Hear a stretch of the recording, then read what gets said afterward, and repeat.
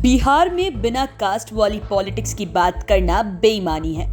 यही वजह है कि तमाम सियासी दलों का कास्ट सेंसस पर जोर है।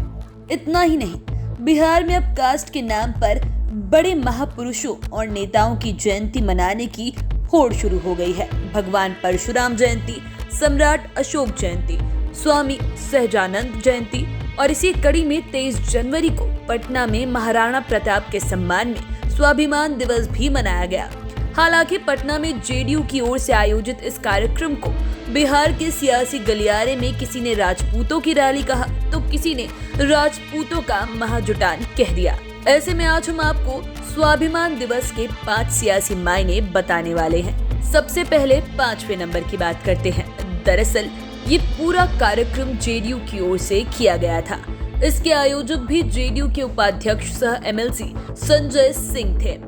ऐसे में इस कार्यक्रम में महाराणा प्रताप की शौर्य गाथाओं के साथ ही पार्टी की भी बातें कही गई। लेकिन जिस तरह से कार्यक्रम में भीड़ जुटी, हालांकि इसमें राजपूत समाज के लोगों ने बढ़ चढ़ कर भाग लिया। बिहार के सभी 38 जिलों से लोग जुटे, एक से दिग्गज लोग शामिल हुए थे। साथ ही इस मंच से ये संदेश दिया गया कि महाराणा प्रताप केवल राजपूतों के नहीं थे, वे सभी वर्गों के थे। खुद मुख्यमंत्री नीतीश कुमार ने अपने संबोधन में कहा कि महाराणा प्रताप सभी तबकों के लिए काम किया करते थे। उन्होंने राजपूतों ही नहीं, पिछड़े और अति पिछड़े वर्गों के लिए भी काम किया था।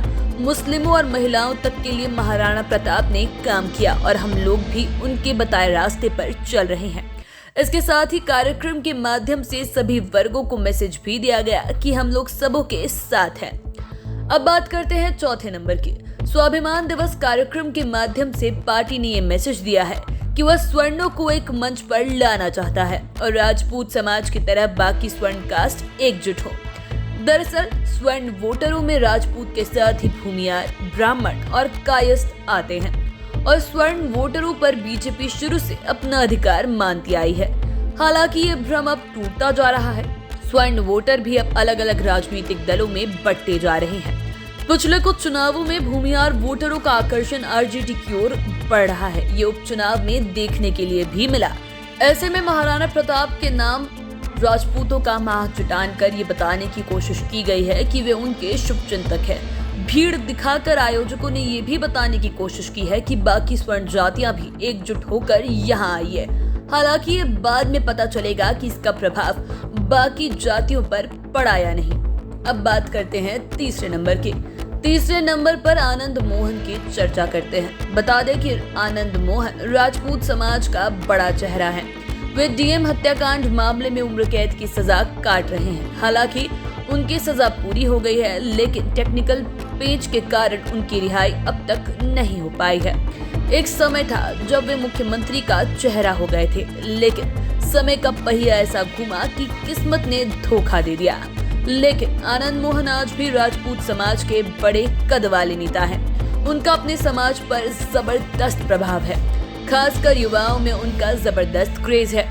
उनकी रिहाई को लेकर युवा लगातार संघर्ष करते रहे हैं। ऐसे में जब मुख्यमंत्री लोगों को संबोधित कर रहे थे, तब आनंद मोहन की रिहाई की मांग उठी। इसे नीतीश कुमार ने गंभीरता से लेते हुए कहा कि उस पर काम चल रहा है। इसके बाद से युवा काफी उत्साहित हैं। अब बात करते हैं 2रे नंबर की। इस कार्यक्रम के माध्यम से सबसे बड़ा मैसेज तो राजपूत समाज में बिखरे नेताओं के बीच दिया गया। दरअसल राजपूत समाज के नेता भी अन्य जातियों की तरह बिखरे पड़े हैं।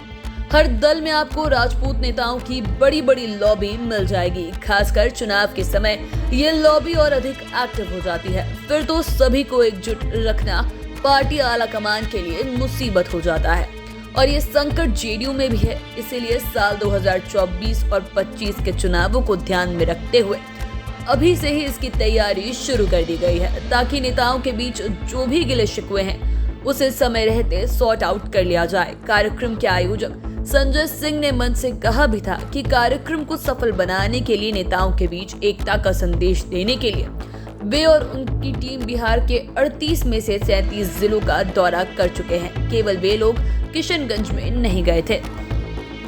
अब बात 1 नंबर की। पॉलिटिकल एक्सपर्ट्स की माने तो भले ही ये महाराणा प्रताप के सम्मान में कार्यक्रम का आयोजन था, लेकिन ये राजनीति से ओतप्रोत था क्योंकि इसे जेडीयू पार्टी की ओर से आयोजित किया गया था। इसीलिए इस पर पार्टी पॉलिटिक्स की बात तो होनी ही थी और प्रायः सभी नेताओं ने इस पर बात की भी। इसमें जेडीयू की मजबूती पर चर्चा करते हुए प्रधानमंत्री नरेंद्र मोदी से लेकर बिहार सरकार के मंत्री आलोक मेहता तक पर कटाक्ष किया गया। दरअसल आलोक मेहता ने पिछले दिनों स्वर्णों पर विवादित बयान दिया था। इसी को लेकर एमएलसी विजय सिन्हा से लेकर महेश्वर सिंह ने आलोक मेहता को खूब सुनाया। वहीं नीतीश कुमार ने बिना नाम लिए बीजेपी तो लल्लन सिंह ने प्रधान मोदी पर तंज कसा।